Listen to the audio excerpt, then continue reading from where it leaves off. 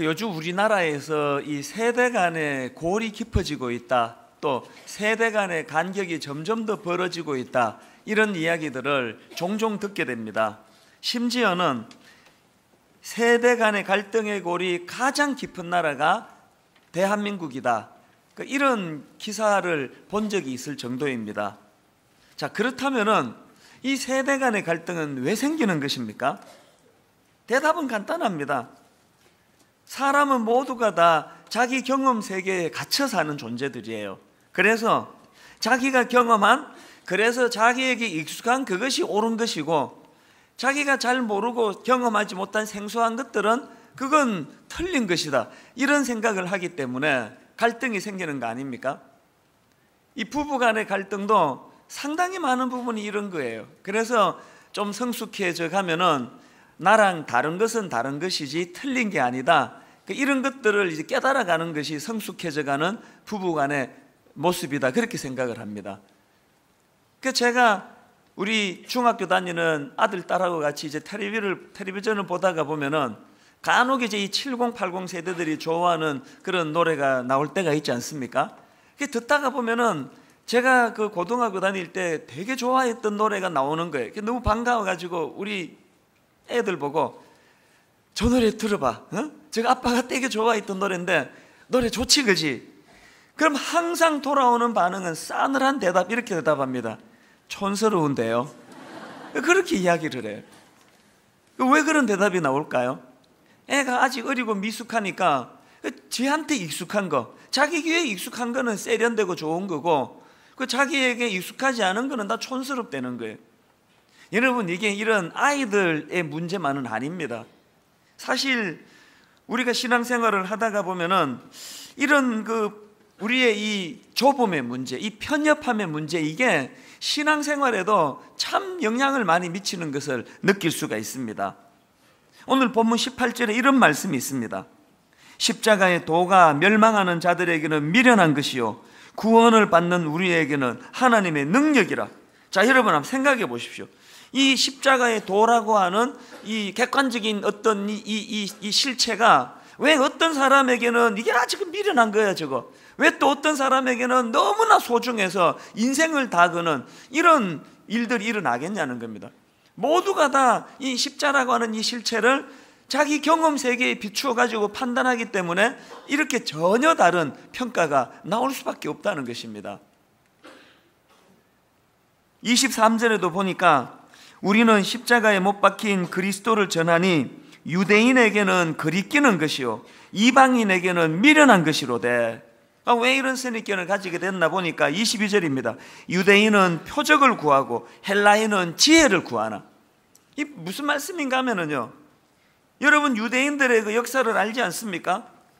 그들의 역사라는 것은 홍해가 갈라지는 그 기적으로부터 해가지고 위기를 만날 때마다 자기 민족을 하나님이 초자연적인 기적을 베풀어 주셔서 그들을 구원해 주는 이런 경험 세계 속에 갇혀 살다가 보니까 그들이 무슨 생각을 합니까? 지금 우리가 로마의 압제를 당하고 있는데 예수가 메시아로 오셨는데 어떻게 해야 됩니까? 자기들이 못하는 초자연적인 기적을 베풀어 가지고 저 로마를 쓸어내고 자기를 구원해 줘야 되는 거 아니냐는 겁니다. 그런 생각에 사로잡혀 있는데 예수님께서 그 방법을 택하지 않으시고 십자가의 길로 가시니까 저거 마땅치 않다는 겁니다. 이게 그 얘기예요.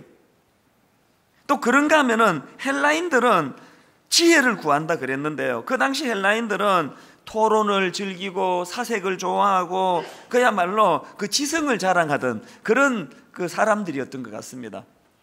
제가 가만히 보니까 제가 대학교를 다니던 80년대 초가 이 헬라 문화를 좀 추구했던 것 같아요. 그래서 이제 우리는 그냥 철학 이런 말 하는 걸 되게 좋아하고요. 그리고 이제 그 대학교 딱 들어가고 나서 남녀 공학 이런 건 절대 없고 그냥 삭막한 남자들끼리 중고등학교 6년을 지내다가 이제 대학교 들어가니까 제일 먼저 하는 게 그 미팅 아닙니까? 저도 했거든요. 남자 6, 여자 6 이렇게 나와가지고 물건 소지품 이렇게 내가지고 그거 이렇게 뽑아가지고 이제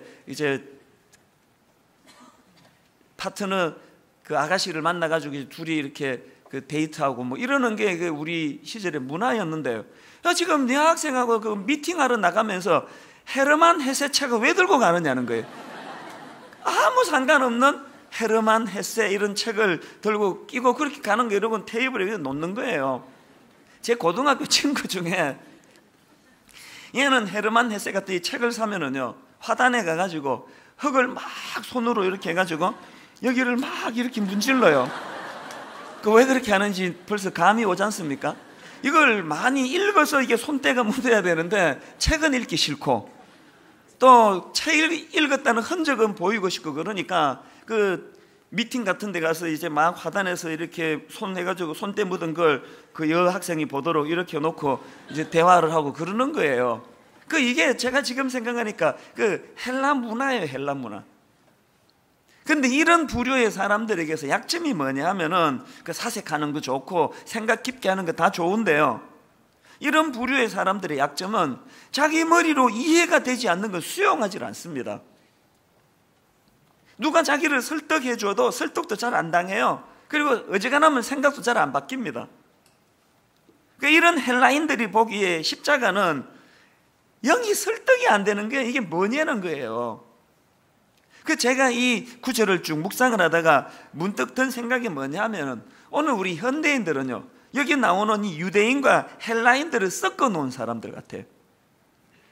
이렇게 과학이 발달한 시절에 한편으로는 이단이 득세를 하고 누가 무슨 병을 고쳤대더라, 누가 뭐 암이 떠나갔대더라, 어느 교회에서 이상한 기적을 베푼대더라, 그런 데는 막 와 몰려가고 그 쏠려가는 거, 이게 유대인들의 행태 아닙니까? 또 그런가 하면은 너무나 이성주의, 지성주의에 빠져가지고 자기 머리로 믿겨지는 것, 또 자기 눈으로 보여지는 것, 그거 말고는 아무것도 믿지 않는 이런 좁은 생각의 틀 속에 갇혀있는 사람들이 많은 게 그게 우리 현대인 아닙니까? 여러분, 이렇게요, 그 자기 세계에 갇혀가지고 마음을 닫아버리면 그 어떻게 할 도리가 없습니다. 옛날에 어릴 때 제가 참 마음이 아팠던 게, 한마디로 그 상대방을 압축해주는 일축해버리는 한마디, 저 사람은 전라도 사람이야, 끝나는 거예요. 저 사람은 경상도 사람이야, 그 한마디로 끝나는 거예요. 그 사람이 인격이 어떤지, 그 사람이 어떤 중심을 갖고 있는지 아무 상관없어요. 저 경상도 사람 아니야, 저 전라도 사람 아니야. 사실 저는 대한민국을 정말 사랑합니다. 오죽 이 나라를 사랑했으면 그 23살 때 전 가족이 이민을 가가지고 미국 시민권 가지고 가족이 다 오손도손 살던 데를 떠나가지고 저 혼자 지금 한국에 돌아와서 지금 20몇 년째 이러고 살겠냐고요. 지금도요, 저는 집회 다니느라고 이렇게 세계 곳곳을 다녀보면은 항상 느끼는 게 우리나라만큼 좋은 데가 없습니다. 우리나라만큼 좋은 데가 없고, 우리나라 이 사람들만큼 또 좋은 분들이, 여러분 정말 좋은 분들이에요. 근데 저는 늘 아쉬운 한 가지가, 우리가 이 반도에 살아서 그런 건지 좀 속이 좁아요.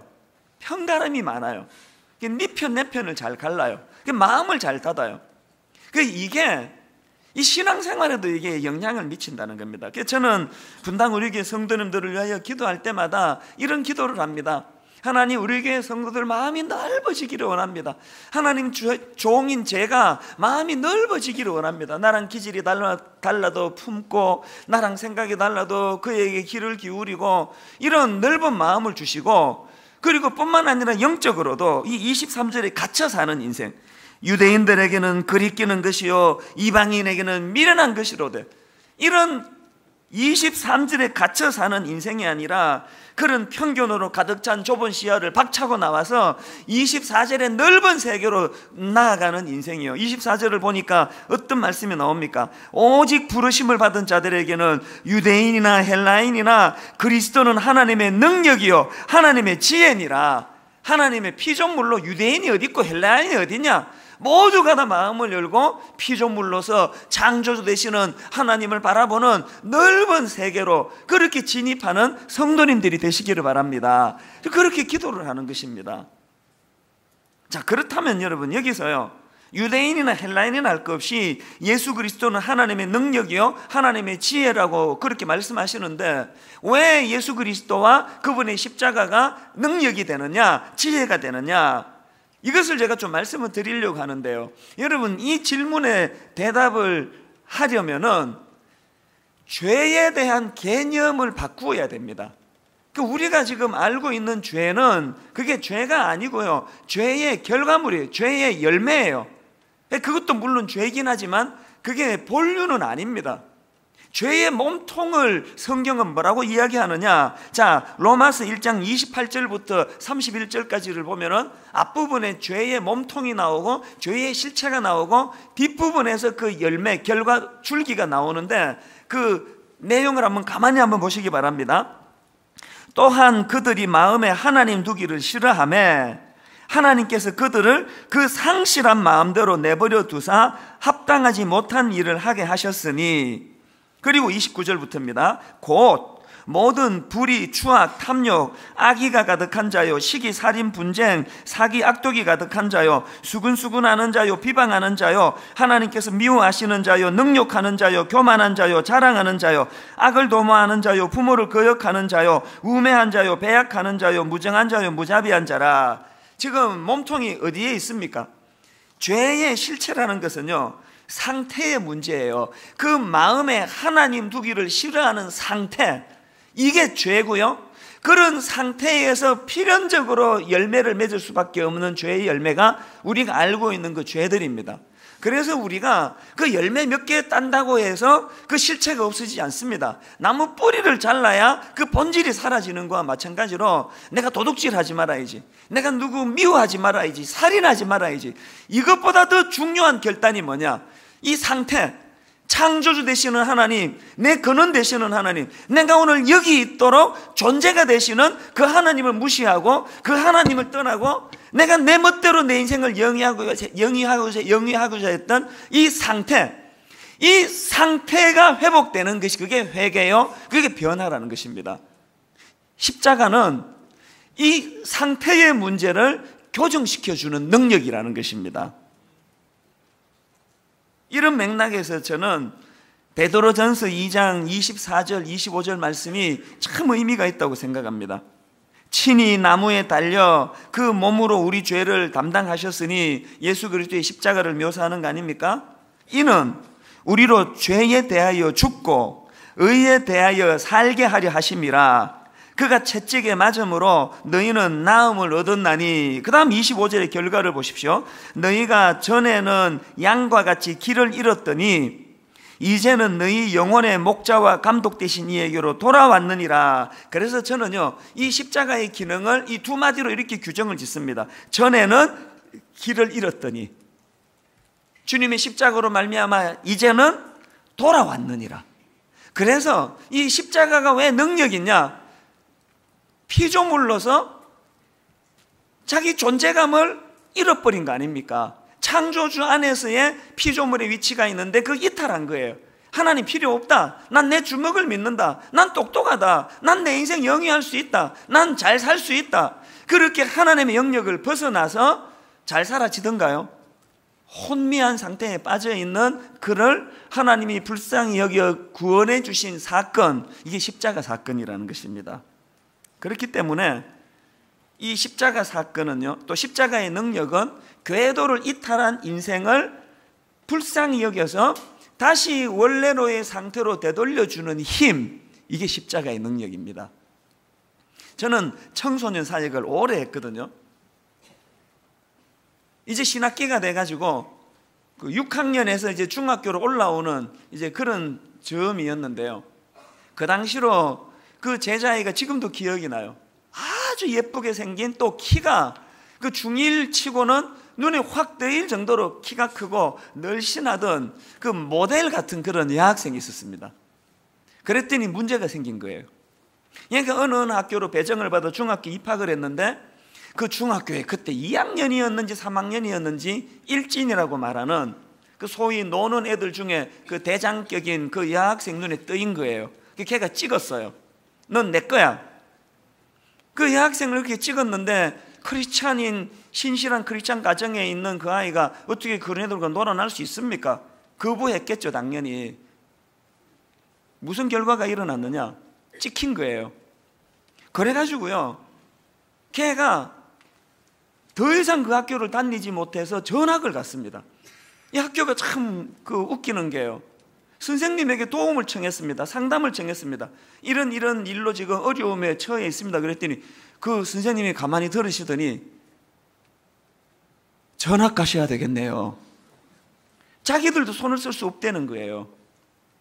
와, 이게 그 세계가 그렇게 무섭더라고요.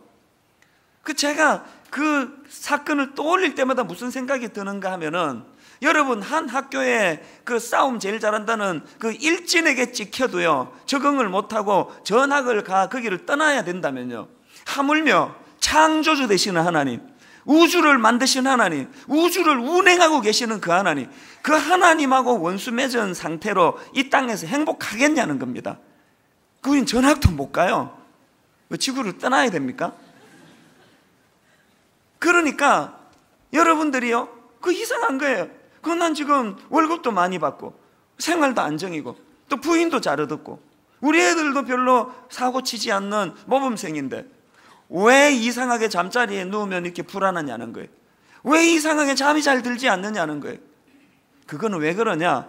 헬라 사람들처럼요, 눈에 보이는 세계만 보고 판단하기 때문에 답이 나오지 않는 거예요.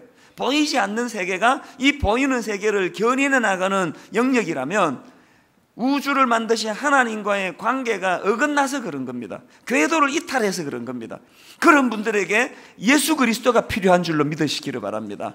예수 그리스도로 말미암아 궤도가 회복이 되고 하나님과의 관계가 회복이 될 때 내적으로 내 안에 평안이 회복될 줄로 믿습니다. 사실 저는 이 영적인 세계가 있다는 걸 확연히 느끼고 사는 게 뭐냐 하면은, 사실 제가 겉으로 보기에 큰 교회 목사가 됐습니다. 그리고 겉으로 보기에 많은 우리 동료 목사님들이 부러워할 만큼 좋은 성도님들을 모시고 평탄한 목회를 하고 있습니다. 그래서 저를 부러워하는 사람이 많아요. 내 친구들도 간혹 그런 얘기합니다. 야, 학교 다닐 때 내가 네 실력이나 이런 걸 아는데 이렇게 목회하는 거는 이럴 줄 몰랐다. 너 보니까 하나님이 살아계시긴 한가 보다. 이런 이야기를 해요. 기분이 약간 나쁠까 하는데요, 그래도 하나님께 영광이 되기 때문에 참는 거예요. 그래서 그렇게 모든 우리 그 동료들이 부러워하고 또 주변 목사님들이 부러워하고 신학생들이 부러워하는 그런 외적인 길을 걸어가는데, 제가 철저하게 깨닫고 느끼고 경험하는 게 뭐냐면은, 이런 눈으로 보여지는 외적인 성공이 내 행복에 아무 영향을 못 미친다는 거예요. 이걸 내가 뼈저리게 느껴요. 사람들이 나 좀 알아주는 거, 이제 책이 좀 팔리는 거, 좋은 교회에서, 큰 교회에서 목회를 하고 있는 거, 이게 내 행복에 아무런 영향을 미치지 않아요. 대신에 어떤 영향을 제가 더 받느냐, 제가 오늘도 하나님과 영적으로 친밀한 관계를 유지하고 있는가, 내가 종으로서 하나님이 기뻐하시는 그 길을 내가 걸어가고 있는가, 내가 순종의 삶을 살고 있는가, 그날 이거에 따라서 내 마음에 기쁨과 우울함이 교차되는 걸 저는 늘 느끼고 살거든요. 뭘 의미합니까? 보이는 세계만 있는 게 아니라는 거 아닙니까?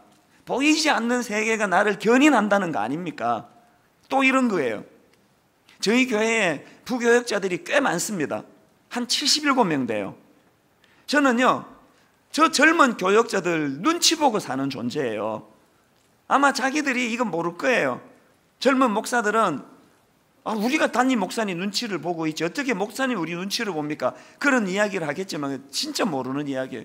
자기들은 나 한 사람 눈치만 보면 되지만 나는 77명 눈치를 봐야 돼요. 그거 왜 그래야 하면 됩니까? 보이는 세계밖에 없다면 뭐하러 내가 그럽니까? 내가 담임 목사인데, 이게 절로 치면 내가 주지스님인데 내가. 근데 누구를 내가 의식하겠냐고요. 그런데 여러분, 보이는 세계만 있는 게 아니에요. 보이지 않는 세계에서 저를 견인해요. 그래가지고 제가요, 어떨 때 우리 그 젊은 목사님들한테 화를 낼 때가 있습니다. 성도가 지금 앞에 다 죽어가는데 지금 암에 걸려 있다는데 교구 목사가 그것도 모르고 있을 때가 있습니다. 그런 날 불같이 화가 나요. 그것도 다혈질이기 때문에 화를 또 막 내요. 어떨 때는 정말 좀 심하다 할 정도로 이야기를 합니다. 목회 그만두라고. 그런 정신을 할 것 같으면 목회 그만두는 게 좋지 않느냐. 왜 당신도 고생하고 왜 성도도 그렇게 괴롭히느냐. 네가 농사 지어가지고 땀 흘려 수고해서 네가 게을러가지고 소출이 적으면은 그거 갖고 누가 뭐라 그러겠니. 목회는 그런 거 아니지 않느냐고. 성도들을 제대로 섬겨야 되는 거 아니냐고 막 과하게 그렇게 제가 야단을 칩니다. 어느 부목사님이 거기다 떼고 사과하세요 목사님, 그 무례한 말 아닙니까? 그러는 사람 아무도 없어요. 이거로 끝나요. 오전에 회의할 때 다 해놓고 기분 다 풀리고요, 오전에 제가 그랬다는 것도 다 잊어버려요. 그런데 보이지 않는 세계가 있습니다. 그 다음날 아침에 제가 새벽에 일어나가지고 하나님의 말씀으로 묵상을 하면은 하나님께서 저에게 너무나 아프게 책망을 하십니다. 마음에 무슨 고통이 들어오는가 하면은 그 일이 선명하게 떠올려지면서 네가 담임 목사라고, 네가 나이 좀 더 많다고 그렇게 젊은 교역자에게 무례하게 대하는 게 옳은 일이냐, 이런 양심의 소리가 들려요. 그 마음이 너무 괴로워요. 그래가지고 제가 몇 번이나 우리 젊은 교역자들 회의 때 사과를 했습니다. 미안하다고, 내가 잘못했다고.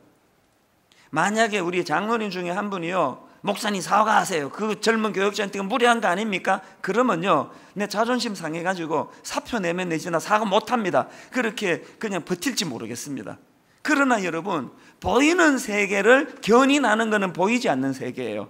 내 안에 계시는 하나님이 저에게 그런 책망을 주시고 그런 가책을 주시고 그런 깨달음을 주신다 할 때는 사과하지 않고 100일 재간이 없는 거예요. 뭘 의미합니까? 보이는 세계를 견인하는 것은 보이지 않는 세계예요. 그래서 겉으로 보기 교회가 얼마나 크냐, 그게 제게 행복을 가져다 주지 못합니다. 저는 오늘 예배에 참석하신 우리 귀한 손님들에게 이 영적인 세계가 느껴지고 보여지고 경험되어지는 은혜가 있기를 바랍니다. 그래서 제가 이게 예수 그리스도의 십자가가 우리로 하여금 궤도 이탈돼서 혼미한 상태에 있던 우리를 다시 하나님의 위치로, 하나님 가까이로 궤도를 옮겨주는 그런 능력을 가지고 있다면, 조금 더 쉽게 설명하기 위해서 제가 십자가와 관련해서 두 가지 사실을 말씀드리려고 합니다. 자, 여러분, 첫째로요, 십자가는요 사랑의 관점으로 접근해야 된다는 겁니다. 헬라 사람들처럼 논리의 관점으로 접근해서는 십자가가 보일 수가 없습니다. 이런 거예요. 어머니의 눈물을요, 과학자들이 이게 분석으로 따져서 물이 뭐 몇 그램 들어가고 몇 퍼센트 들어가고 여기에 또 무슨 성분이 들어가고 염분이 얼마 들어가고 이렇게 따져서는 거기에 성분 분석은 있을지 몰라도 어머니의 사랑은 거기서 찾지를 못합니다. 십자가는요 우리를 향하신 하나님 아버지의 사랑의 관점으로 봐야 되는 거예요. 그래서 저는 로마서 5장 8절이 참 소중합니다. 우리가 아직 죄인 되었을 때에 그리스도께서 우리를 위하여 죽으심으로 하나님께서 우리에 대한 뭘 확증했습니까? 자기의 사랑을 확증하셨느니라. 여러분, 이 십자가는요 혼미한 상태에 빠져있는 나를 불쌍히 보시고 나를 사랑하셔서 나를 건져주신 하나님의 사랑의 흔적, 이게 십자가예요. 그게 십자가가 감격이 되는 거예요. 구약에 야곱이라는 인물이 있는데요, 한마디로 이 사람은 요즘으로 치면 모태신앙이에요. 부모 믿음 좋은 부모를 둔 어릴 때부터 신앙생활한 사람인데 껍데기만 그렇고요, 하나님 의지하지 않고 자기 힘을 의지하고 장깨를 의지하고 술수에 능하고, 오늘도 그 크리스찬이라고 떠들면서 직장에서 이런 사람들이 간혹 있지 않습니까? 야곱이 그랬던 인간이에요. 자기 목표를 이루기 위해서는 남의 눈에 눈물 흘리게 만드는 거 하나도 그거 어려운 일 아니에요. 그래서 이제 어느 날 자기 그 아버지를 속이고 형을 속여가지고 그 형이 마땅히 누려야 될 장자의 명분, 장자의 축복을 가로채려고 시도를 하다가 부작용이 생긴 거예요. 그 형이 격분해가지고 그 다윗 야곱을 죽이려고 그 살인을 느끼니까 더 이상 야곱이 자기 집 있지를 못하고 외삼촌 라반이라는 외삼촌 집으로 피신을 갑니다. 글자 그대로 야반도주예요. 제가 자료를 보니까요, 자기 집에서 그 외삼촌 사는 집까지 800km 거리예요. 차 가지고 있는 요즘도 800km는 가까운 거리 아닙니다. 그 먼 거리를 기약 없이 야반 도주를 하니 이 인생이 지금 꼬인 거 아닙니까? 그렇게 정처 없이 길을 떠났는데 이제 뉘엿뉘엿 해가 지네요. 안 그래도 해지면 서글픈 게 인간 아닙니까? 낯선 광야에서 들판에서 돌을 하나 베개 해가지고 누워있으니 눈물이 하염없이 흐릅니다. 잘해보자고 했는데, 내 힘을 믿고 장깨를 믿고 내가 잘하려고 했는데 어디서부터 문제가 생겼나? 근데 중요한 것은요, 야곱이 자기를 의지하고 자기 장깨를 의지하다가 부작용이 생겨서 그런 비참한 벼랑 끝으로 떨어졌는데, 그날 밤에 하나님이 야곱을 찾아주십니다. 여러분, 우리 기독교는요, 다른 종교와 다른 하나가 있습니다. 모든 종교는 인간이 신을 찾아요. 구도라 그럽니다. 우리 신앙은 하나님이 우리를 찾아주시는 거예요. 제가 야곱 같은 자리에 빠졌을 때, 23살 때 자살 충동을 느끼고 인생이 너무나 무겁게 느껴져 절망하고 있을 때, 저는 하나님 제가 찾은 거 아닙니다. 교회는 오래 다녔지만 하나님이 저를 찾아주셨어요. 이게 그날 밤에 야곱이 본 사다리예요. 이게 창세기 28장 12절인데요 꿈에 본적 사닥다리가 땅 위에 섰는데 그 꼭대기가 하늘에 닿았고, 또 본적 하나님의 사자가 그 위에서 오르락내리락 하고, 여기서 제가 발견한 건 두 가지인데, 사다리라는 도구예요. 하나는 사다리라는 도구. 사다리는 어디에 쓰이는 물건입니까? 내 능력으로, 내 자력으로는 닿을 수 없는 곳이 생길 때 쓰는 게 사다리 아닙니까? 그날 밤에 보여주신 이 사다리는 내가 무늬만 하나님의 사람이었지, 하나님을 떠나 내 장깨를 의지하고 내 주먹을 의지하고 내 실력을 믿었다가 어긋나버린 내 인생, 이제는 하나님 앞으로 돌아올 수 없는 절망의 상태에 빠진 자기의 상태를 상징적으로 보여준 도구가 사다리예요. 그리고 그 사다리에 야곱이 오르락내리락 한 거 아닙니다. 사다리를 오르락내리락 한 것은 하나님이세요. 그런데 신약으로 와서 예수 그리스도가 이 사건에 어떤 의미를 부여하시느냐, 자, 요한복음 1장 51절에서 예수님이 이렇게 말씀하십니다. 또 가라사대 진실로 진실로 너희에게 이르노니 하늘이 열리고 하나님의 사자들이 인자 위에 오르락내리락 하는 것을 보리라 하시니라. 여러분, 예수 그리스도 그 영적인 사닥다리가 예수 그리스도 자신이라는 것입니다. 우리는 예수 그리스도를 통해서 하나님 앞으로 다시 되돌아오는 사다리를 타고 구원받은 하나님의 자녀가 된 줄로 믿으시기를 바랍니다. 저는 그날 밤에 야곱의 이 고백이 오늘 여기 모든 성도님들의, 또 초청받은 손님들의 고백이 되기를 바라는데요, 창세기 28장 16절입니다. 야곱이 잠이 깨어 가로되 여호와께서 과연 여기 계시거늘 내가 알지 못하였도다. 오늘 우리가 헬라인이든 유대인이든 관계없이 내 생각 속에 갇혀 살아가고 있다가 어느 순간에 이 깨달음, 여호와께서 과연 여기 계시거늘 내가 그동안 깨닫지를 못하였다. 나의 교만이, 나의 무지함이. 오늘 어떤 분에게는 여러분 생애에 바로 이 시간이 창세기 28장 16절에 깨달음이 얻어지는 축복된 시간이 될 줄로 믿습니다. 그런가 하면 두 번째로요, 그 하나님의 사랑이 바로 능력임을 자각할 때 십자가가 각인된다는 사실입니다. 오늘 본문 24절을 다시 한번 보십시오. 오직 부르심을 받은 자들에게는 유대인이나 헬라인이나 그리스도는 하나님의 능력이요 하나님의 지혜니라. 여기 나오는 하나님의 능력이요 할 때 이 능력이 원어로 보면은, 이게 헬라어로 보면은 이게 두나미스라는 단어예요. 이 두나미스는 영어 단어 다이너마이트의 그 어원이 되는 단어예요. 어느 정도 파괴력 있는 능력인지 아시겠죠? 자, 여러분, 우리가요 마음을 닫아버리고 난 헬라인이다, 난 내 머리로 받아들이기 전에는 그거 안 믿는다, 난 유대인이다, 기적을 보여주기 전에 난 그거 안 믿는다, 그러면 십자가는 우리에게 아무 영향이 없습니다. 그러나 내가 믿음의 눈을 가지고 그것을 받아들이면 그 십자가는 내게 능력이 된다는 거예요. 이걸 증명해내라 그러면요, 내가 오늘 1박 2일 동안 해드릴 수 있습니다.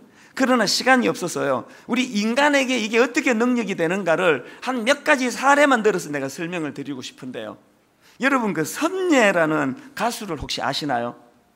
그 어떤 분은 아시고 어떤 분은 모르실 텐데요. 선예가 누군가 하면은 혹시 원더걸스라고 혹시 아십니까? 또 누구는 알고 누구는 모르시는데요. 원더걸스가 누군지를 모르신다면 혹시 이거는 아세요? Nobody Nobody Want You? 혹시 이건 들어보셨습니까? 이 노래를 부른 사람이 팀이 원더걸스고요, 선예는 그 팀의 리더예요. 그런데 최근에 이 선예라는 이 가수가 깜짝 놀랄 폭탄 선언을 했습니다. 그렇게 모든 그 또래 그 사람들이 그 로망 중에 그런 로망이 있습니까? 꿈에도 성공한 사람으로 그렇게 자리매김할 수 있는 그 자리를 탈퇴하고 무명의 이름 없는 어떤 선교사님하고 결혼을 했습니다. 그리고 IT에서 그가 봉사하면서 하나님이 주셨던 은혜에 대하여 감격하는 그런 글들을 제가 본 적이 있습니다. 그래서 제가 여러분, 이 선예라는 이 가수를 여러분에게 소개하면서 무슨 말씀을 드리고 싶은가 하면요, 이거예요. 핵심은 이거예요. 이 선예라는 사람이 그렇게 매력적이고 그렇게 달콤하고 이게 정말 이건 내려놓는다는 것은 바보짓이라고 생각하는 그것을 과감하게 내려놓고 선교사님을 택해서 결혼을 한다는 건 뭘 의미할까요? 그에게 확실하게 보여지고 잡혀지는 하나님의 은혜가 있었기 때문 아니겠습니까? 상식적으로. 아니나 다를까 제가 그 자료를 찾아보니까요, 지난주에는 박진영 씨에 대해서 내 자료를 찾았고요, 이번 주에는 선예에 대해서 내 자료를 찾았더니요, 4살 때 이 선예라는 가수가 4살 때 어머니를 여위었어요. 그리고 강원도 속초로 가서 어릴 때 할머니 할아버지 손에서 자랐답니다. 텔레비에 나와서 자기가 고백한 이야기예요. 이런 대목을 제가 어느 인터넷에서 봤습니다. 그 선예라는 가수가 한 말이에요. 어느 날 할머니 수술로 인해 서울로 올라가 살게 됐다. 그런데 당시만 해도 아빠가 소개시켜 주신 여자분들이 많았다. 나는 반지하에서 할머니와 사는데 아빠는 여자분과 사니까 보이지 않는 스스로에 대한 상처가 있었다. 정리가 되지 않습니까? 어릴 때부터 가정이 깨져서 상처를 받았어요. 그런데 할머니가요, 이 선예 초등학교 1학년 때 얘 손을 잡고 교회를 데리고 갔답니다. 할머니에게 물었답니다. 왜 그때 애를 데리고 교회로 갔습니까? 그 할머니가 이렇게 대답했습니다. 선예가 부모님 없이 잘못 키웠다는 소리를 듣고 싶지 않아 그래서 교회에 데리고 갔습니다. 이제 여러분이 자매가 지금 24살인가 그러니까요, 한 10년 어간 아닙니까? 상처받은 이 어린아이에게 그 지난 10년 어간에 이 어린 선예라는 이 자매에게 하나님은 어떤 의미셨길래, 십자가가 그에게 어떤 의미셨길래 모든 사람이 꿈에도 그리는 그 자리를 박차고 선교사 아내가 되는 자리로 갔을까? 이게 두나미스예요. 이게 능력이에요. 이런 사례를 들자면 오늘 밤을 새도 다 못합니다. 제가 시간이 없어서 2건만 이야기해 드릴게요. 남자분 한 분, 여자분 한 분, 우리 교회의 성도님이에요. 요즘에 저는 이 간증에 글 읽는 재미가 솔솔 나는데요, 이분은 남자분이에요. 교회라고는 근처도 가본 적이 없답니다. 그런데 예수 믿는 아가씨랑 결혼을 한 거예요. 보니까 이 남자분이 사람이 참 좋은 분이에요. 자기 아내가 교회를 다닌다니까 이제 따라가 준 거겠죠. 이제 이걸 썬데이 크리스찬이라 그럽니다. 자기는 믿지는 않지만 아내를 위해서. 지금 여기도 그런 분이 좀 계십니다. 이런 분들의 특징은 팔짱을 끼고 계시고요, 그리고 고개를 끄덕끄덕거리십니다. 깨달아서가 아니고 졸고 계시는 거예요. 하나도 들을 생각도 없고 들리지도 않는데 아내를 위해서 와주시는 거예요. 이분이 바로 그런 케이스였대요. 그랬는데 아까 사다리를 통해 야곱을 만나 주신 사건처럼 이분에게 하나님이 찾아오신 사건이 있었답니다. 공황장애를 만났답니다. 여러분, 한국 남자들 참 불쌍합니다. 인생의 무게가 얼마나 무거우면요, 그런 절망적인 병을 만났는데 그 공황장애로 좌절을 겪고 있을 때 이분 표현으로요, 그 대목을 한번 본인 말을 한번 들어보세요. 그때 찾아온 공황장애라는 병은 세상의 모든 것을 내려놓고 주님과 독대할 수 있는 기회를 준 것이라 믿는다. 세상에 눈에 보이는 세계만 설명하는 헬라 사람이 이거 어떻게 설명하겠습니까? 눈으로 보는 세계에서는 공황장애는 이건 절망적인 병인데 이게 축복의 통로라는 거예요. 이분의 이야기를 여러분 직접 한번 육성으로 좀 들어보세요. 글을 제가 읽어드리겠습니다. 사실 주님은 나와 함께 하려 항상 손 내미시고 기다려주시고 있었으나 세상에 널브러진 많은 것들에 온 신경을 쓰고 있어서 그 관계를 맺지 못하고 주님을 외면한 시절을 보냈지만 그 공황장애라는 병은 세상의 먼지를 모두 깔아앉게 하는 힘이 있었다. 그로 인해 주님을 볼 수 있는 복을 누리게 되었다. 인생의 가장 힘든 병을 만나서 고생하면서도 주님과 동행하며 주님의 가슴을 느낄 수 있으며 주님께서 내가 앓고 있는 이 병을 얼마나 아파하시는지 알게 해주셨으니 얼마나 축복된 시간이었는지 모른다. 눈에 보이는 것만 믿는 헬라 사람들이 이걸 어떻게 해석합니까? 그 다음 한번 들어보세요. 지금은 언제 그 병을 알았는지 모를 정도로 다 나았대요.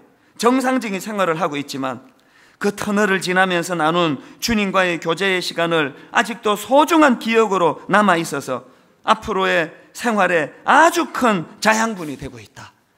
이런 고백을 하고 있는 거예요. 그래서 복음은 십자가는 두나미스 능력인 거예요. 여자 한 분 더 소개해 드릴게요. 이 여자분의 삶을 딱 몇 마디로 제가 요약을 해서 설명하면 금방 파악이 될 거예요.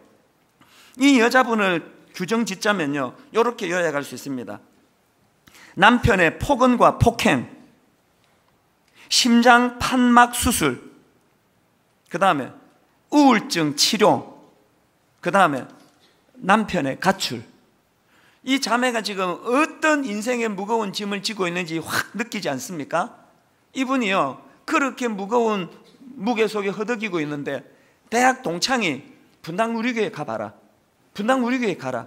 우리 교회 와서 이분 표현으로요, 2달 동안 하나님께 기도하면서 어떤 변화가 일어났는지 한번 자 들어보세요. 그분이 쓴 글을 읽어드립니다. 남편은 여전히 돌아오지 않아도 제 마음의 기쁨을 어찌할 수가 없습니다. 그리고 갈수록 그 기쁨은 커져만 갔습니다. 하나님께서는 저를 사랑한다고 끊임없이 말씀하고 계셨습니다. 아니, 지금도 말씀하고 계십니다. 이 어떻게 설명할 일입니까? 눈에 보이는 세상으로만 계산하면 남편이 돌아오고 무릎 꿇고 빌고 돈 벌어주고 호강시켜줘야 이게 회복되는 그 일인데 육신적으로는 변한 게 하나도 없는데 기쁨의 회복이 됐대요. 자, 그 다음 대목을 한번 보십시오. 문득 남편도 그동안 많이 힘들었을지 모른다는 생각이 들었습니다. 술을 마시고 폭언과 폭행이 있을 때, 거짓말을 할 때 제가 얼마나 많이 정죄했었는지 돌아보게 되었고요. 남편이 집을 나갈 때까지 단 한 번도 남편의 구원을 위해 기도한 적이 없었음을 깨닫고 하나님께 회개했습니다. 무슨 어디까지 여유가 생겼습니까? 자기를 그렇게 괴롭히고 못살게 군, 그러고는 가출해버린 그 남편에 대한 연민의 정을 느낄 정도로 마음에 여유가 생긴 거 아닙니까? 또 그 다음 한번 들어보세요.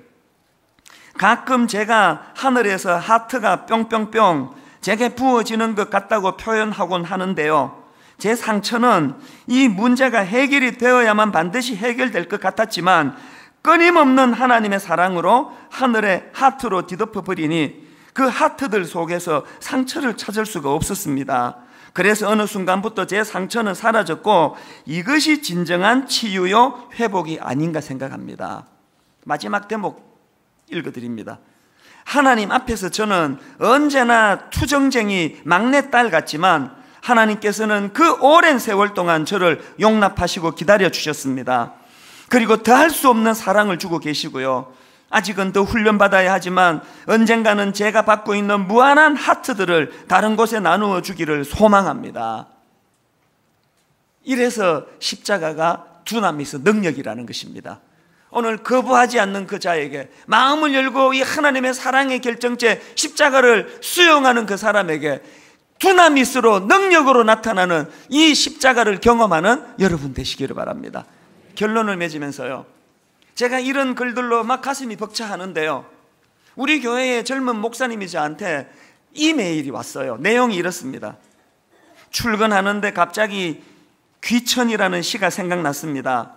사람들이 많이들 좋아하는 시인데 진짜 이 노래를 부를 수 있는 사람들이 우리 그리스도인들이 아닐까 싶네요. 가서 아름다웠다고, 생명 주시고 사명 주셔서 이 악한 세상 아름답게 살 수 있었다고 그렇게 주님께 고백하게 될 날을 사모합니다. 그리고는 천상병 시인의 귀천을 제게 보내줬어요. 나 하늘로 돌아가리라. 새벽빛 와닿으면 쓰러지는 이슬 더불어 손에 손을 잡고 나 하늘로 돌아가리라. 노을빛 함께 단 둘이서 기슭에서 놀다가 구름 손짓하면은 나 하늘로 돌아가리라. 아름다운 이 세상 소풍 끝나는 날 가서 아름다웠노라고 말하리라. 천상병 씨는 유신시대에 중앙정보부에 끌려가지고 평생을 장애로 살았던 힘든 삶을 살았던 분이에요. 그분의 삶이 소풍길이라는 거예요. 결론을 맺으면 저는 여러분 두 가지 축복하고 말씀을 맺습니다. 저는 여러분의 인생이 소풍길 되는 인생 되시기를 바랍니다. 더 중요한 거, 우리 인생이 끝나는 날 돌아갈 곳이 있는 인생이 되기를 바랍니다. 나 돌아가리라. 영혼의 눈을 뜨고 이 땅에서 하나님 인도하심을 받으며 소풍길 같은 삶을 살다가 내 삶이 끝나는 날 주님 품에 돌아가 육신은 땅에 묻히고 영혼은 하나님 나라로 되돌아가는 하나님의 자녀의 영광된 삶을 사는 그런 여러분 되시기를 주님 이름으로 축원합니다. 여러분, 저는 이 설교를 준비하면서요, 이 찬양 여러분 아시나요? 아마 아실 거예요. 이상하게 텔레비전에서도 이 찬양을 많이 들려줘요.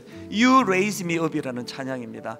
가사를 한번 들어보시면서 우리가 불러드릴 텐데요, 이 가사가 여러분 마음을 두드리는 하나님의 노크 소리가 되기를 원합니다. 같이 찬양하시겠습니다. 내 영혼 지치고 피곤할 때에, 내 영혼 지치고 피곤할 때에, 근심 걱정 내 맘 짓누를 때, 그날 밤 야곱이 그랬던 것처럼 난 잠잠히 주님을 기다리네. 주님 내 곁에 오실 때까지. 우리 다시 한번 묵상하시면서 내 영혼 지치고 피곤할 때에, 여러분 이런 때가 많지 않습니까? 근심 걱정 내 마음 짓누를 때, 난 잠잠히 주님을 기다리네. 주님 내 곁에 오실 때까지. 여러분 십자가는 능력이에요. 복음은 두나미스예요. 주 날 일으켜 산 위에 세우네. 거친 바다 위 걷게 하시네. 주만 의지할 때 강함 주네. 크신 능력 내게 부어주시네.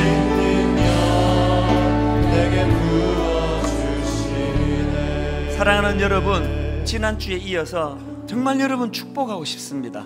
진심으로 여러분 영혼을 위해 기도하고 싶습니다. 이 시간 조용히 다 눈을 감으시고요, 여기 오늘 처음 오신 분이나 야곱처럼 모태신앙 어릴 때부터 교회를 다닌 사람이나 구분할 필요 없습니다. 하나님, 나는 무늬만 크리스찬이어가지고 몸은 주일날 교회를 들락날락거렸지만 사실은 난 내 주먹을 의지하고 하나님 의지한 적 없습니다. 혹은 오늘 내가 누구를 따라 이 자리에 처음 왔습니다. 너무 낯설고 생소하지만, 그런데 한 가지, 보이는 세계만 있는 것이 아니고 목사님 말씀처럼 보이지 않는 세계가 보이는 세계를 견인한다면, 그 중심에 창조주 하나님이 계시다면 그분이 내게 사다리를 내려주실 때, 그분이 내게 손 내밀어 주실 때 적어도 거부하지는 않겠습니다. 오늘 이런 마음을 갖고 계시는 분 조용히 자리에서 일어나십시오. 믿음은 결단입니다. 여러분이 기도해 드리고 싶거든. 하나님, 다윗처럼 아까 그 설교 시간에 말했던 야곱처럼 분명히 내게 힘도 있고 능력도 있고 내 장대도 있는데 결과는 늘 불안하고 초조하고 답답하고 이유를 알 수 없는 두려움이 내게 있습니다. 왜 그렇다고요? 창조주 되시는 하나님과 불화함은 원래 그런 거예요. 하나님과의 회복이 필요합니다. 오늘 이 시간 이곳저곳에서 또 체육관에서 서형교육관에서 다른 건 내가 원해서 부탁하는 거 아닙니다. 하나님, 내가 교만했습니다. 내가 마치 창조주인 것처럼, 마치 내가 내 인생의 주인인 것처럼 그렇게 살았다면 내가 겸손히 피조물 자리로 돌아갑니다. 창조주 하나님 사다리를 내려주실 때 거부하지 않겠습니다. 일어나셔야 되는데 안 일어나고 계시는 분이 계세요. 요구하는 것, 하나님 요구하시는 거 없습니다. 상태의 문제라는 거예요. 돌아와라. 여러분이 하나님의 음성이 들리지 않으세요? 이 한마디가 들릴 거예요. 너 왜 그렇게 하고 있니? 너 왜 그렇게 하고 있니? 고아처럼 왜 그렇게 하고 있니? 보호자가 계시는데 23살 때 혼미했던 이찬수 목사를 안아주시고 보호자 해주신 그 하나님 때문에 30년을 제가 행복하게 살아가고 있습니다. 여러분 위해 제가 기도해 드리겠습니다. 하나님 아버지, 종의 우둔한 입술로 어찌 창조주 하나님을 다 설명할 수가 있겠습니까? 하나님이 짧은 30분 동안 무슨 재간으로 하나님을 다 소개할 수 있겠습니까? 그러나 하나님, 바람이 흔들거려도 눈에 보이지 않지만 가지를 흔드는 능력으로 나타나는 것처럼 하나님, 오늘 자리에서 일어난 저들 마음속에 주님 평안으로 임하여 주시옵소서. 마음의 두려움이 사라지는 이상한 신비를 이 시간 경험케 하여 주시옵소서. 마음 안에 불안하고 두려운 것들이 사라지고 그 자리에 하나님이 흔들어주는 바람으로 말미암아 배우지도 않았고 의도하지 않았던 신비한 노래가 내 안에서 회복되는 은혜를 허락하여 주시옵소서. 하나님, 우리의 교만을 꺾어주시고 우리의 편견을 꺾어주시고 이 우주 앞에 먼지맛도 못한 우리 인생이 마치 내가 내 인생의 주인 행세하며 살았던 것, 아버지 교만을 꺾고 십자가 사다리 붙잡고 하나님 품 안으로 되돌아오는 은혜를 허락하여 주시옵소서. 그 평안의 상태를 맛보고 누리는 저들 되게 하여 주시옵소서. 예수님 이름으로 기도드립니다. 아멘. 우리 다 자리에서 일어나셔서 이 시간 우리 하나님 앞에 찬송가 310장 하나님의 은혜를 노래하는 찬양 1절만 찬양하고 예배를 마무리하겠습니다. 아, 하나님의 은혜로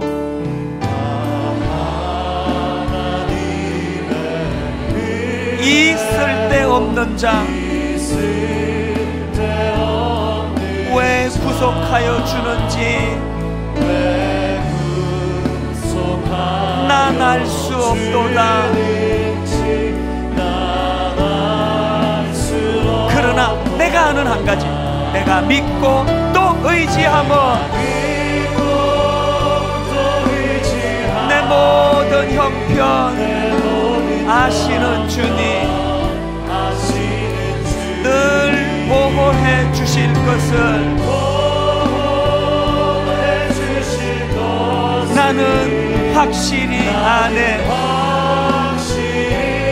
내가 믿고 또 의지하면 내 모든 형편 아시는 주님 늘 보호해 주실 것을 나는 확실히 아네.